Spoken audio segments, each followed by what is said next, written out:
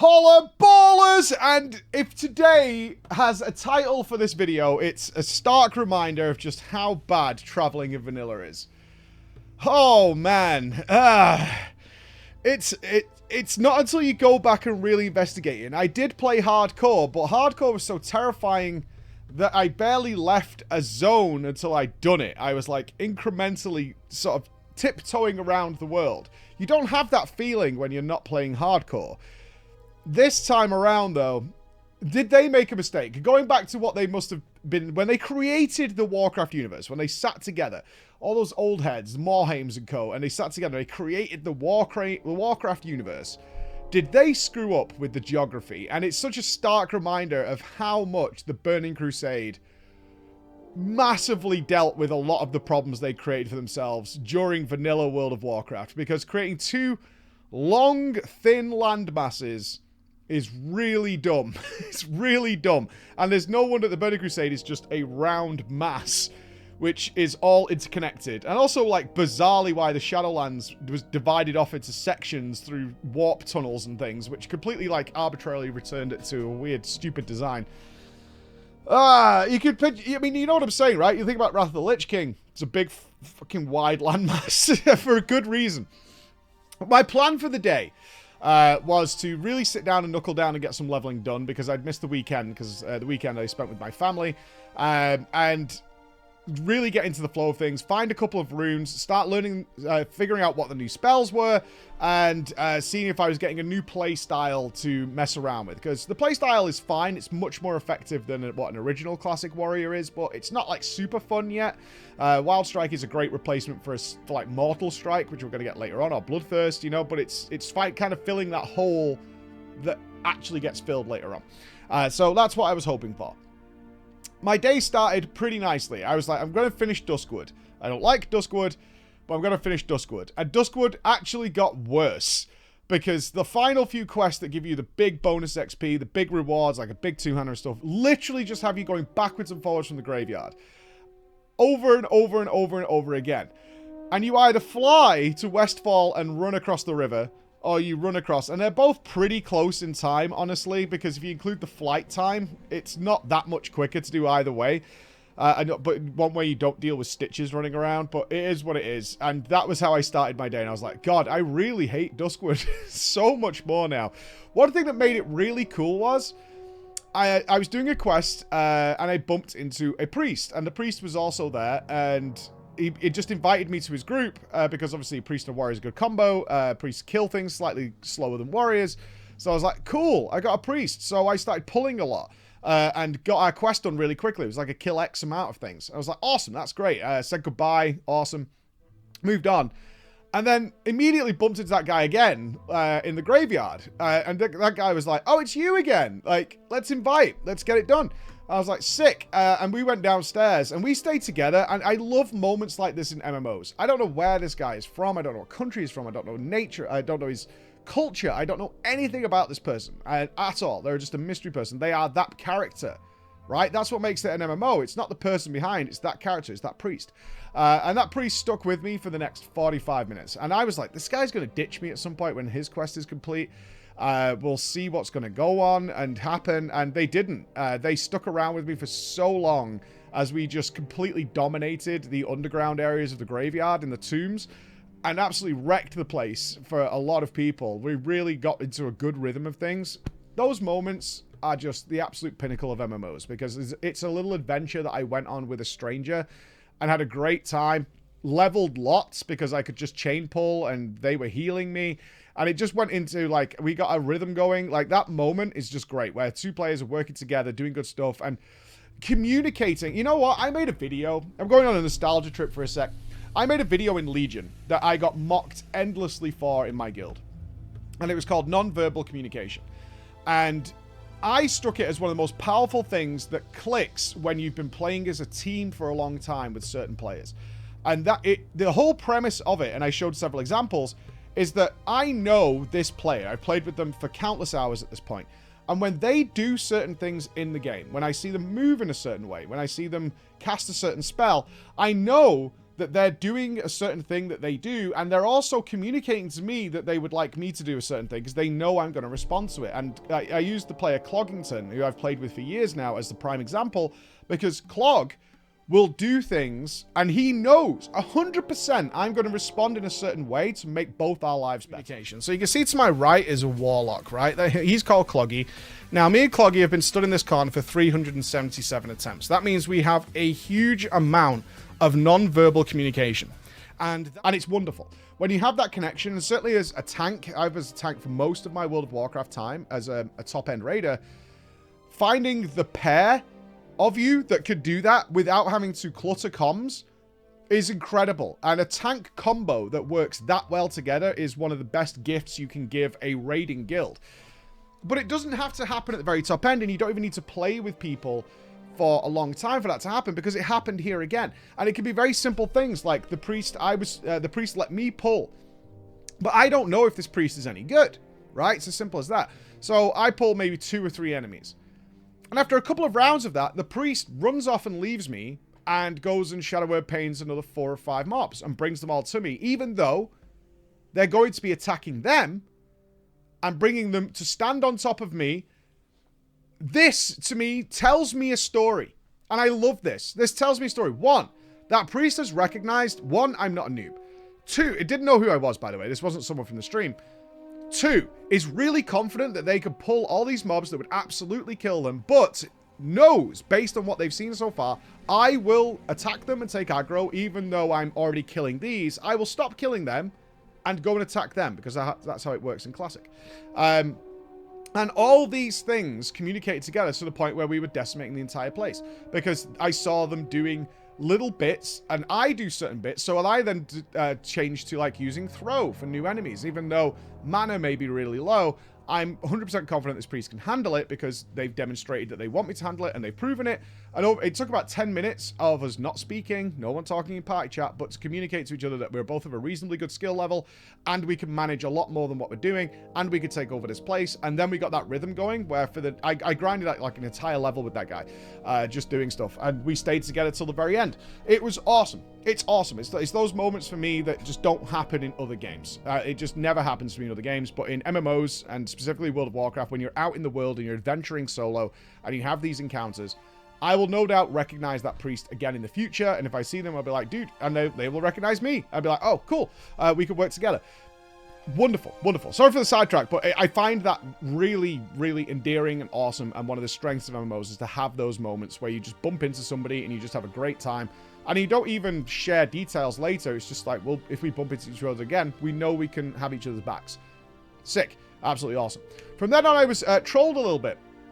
One of the members of our guild came and said, I have a quest for you. It was like RP with me. I was like, okay.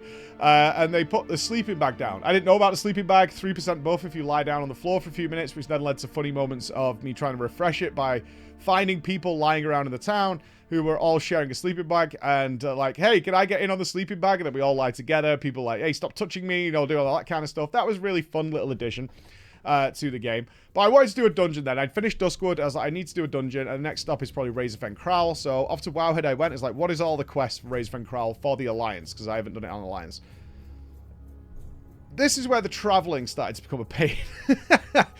It really did become a pain, because you forget how much of your time, certainly in vanilla, is spent not really progressing in the real sense of like levels and power, but just traveling to places. It's already bad enough to go from, let's say, Darnassus to Ironforge. This isn't even that bad, but this was the journey, and I'd hit level 30. No, I hit level 30 in the dungeon.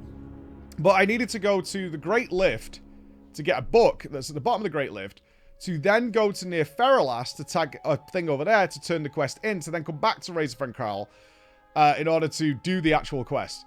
That's like, 2 of us did it together for 2 members of the group. That was 45 minutes to an hour. It's insane how much of your time is spent just traveling to get a single quest.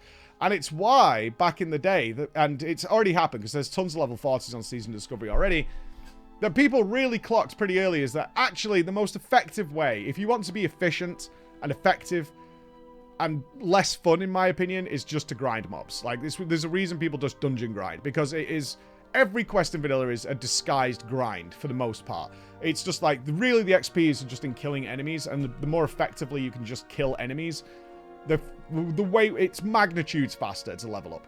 It's just way boring, right? It's turn your mind off. And as a streamer, I can't really turn my brain off and just watch Netflix or whatever, or watch another streamer. And I don't want to be bored while I'm playing, so I'm like, I'm not going to do that. We may do a little bit of that, because it's definitely...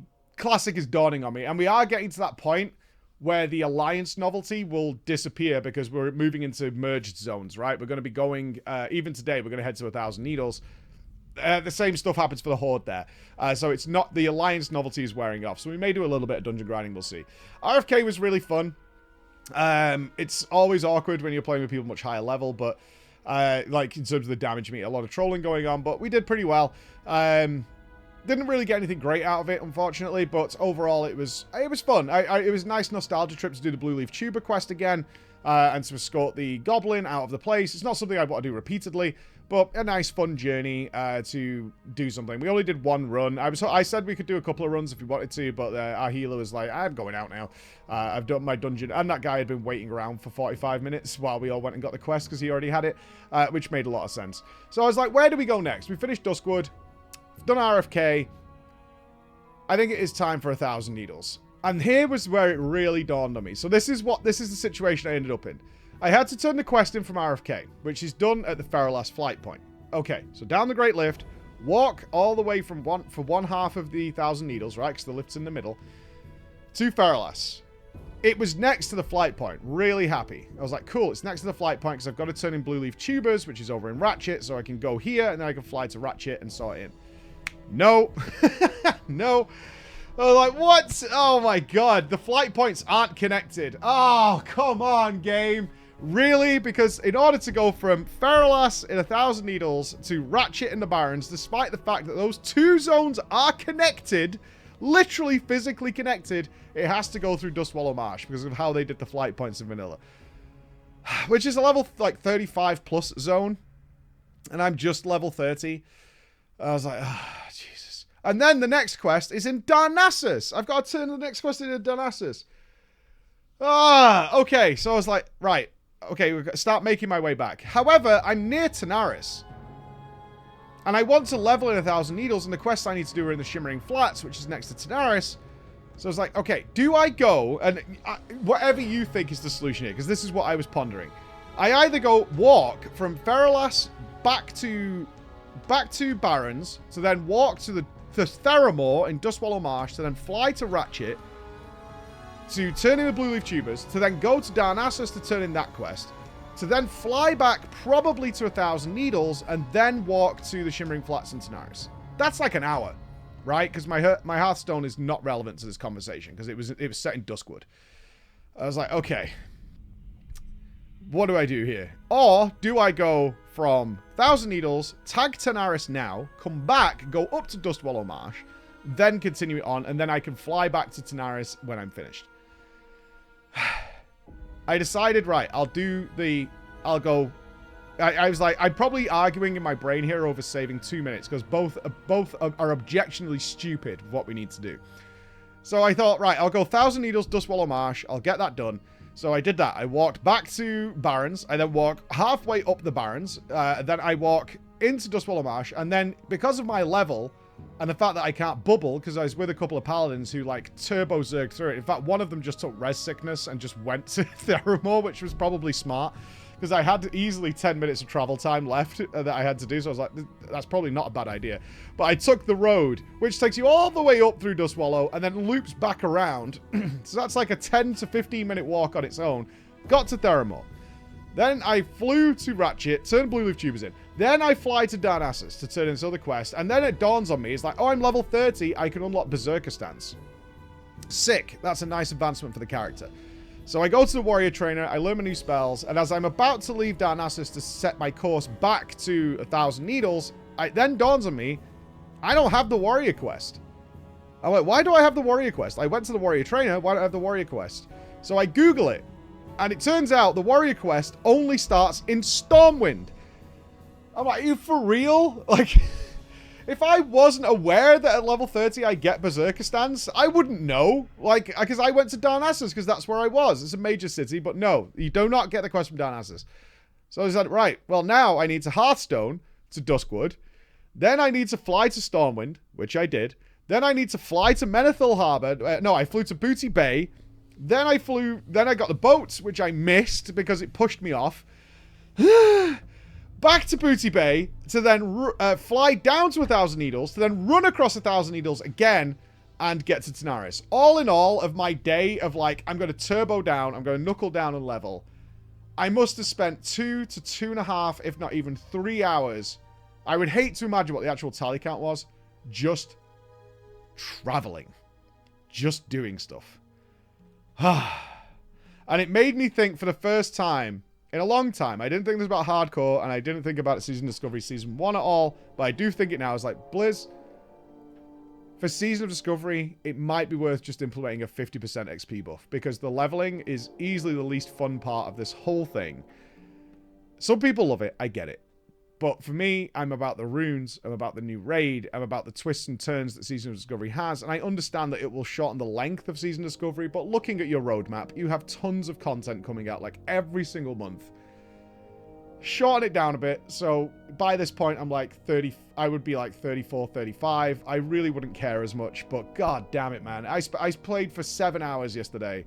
I got 3 levels, which is just outrageous, considering how low level we are. And I know, there's way more efficient ways of doing it. You don't need to turn all those quests in. You can just sit in an instance. I know, but I wanted to enjoy the leveling experience, but goddamn did it bring that back. So maybe I'm just being whiny. It's possible. But that's day 2. Today, my game plan is to really knuckle down and get it done. So tomorrow, and we're going to be like 35. Easy. Easy. With loads of runes. Because I still haven't got a single rune. Not one. I haven't got one yet. But I'm going to get one. Alright? So I'll see you again, guys. Bye-bye.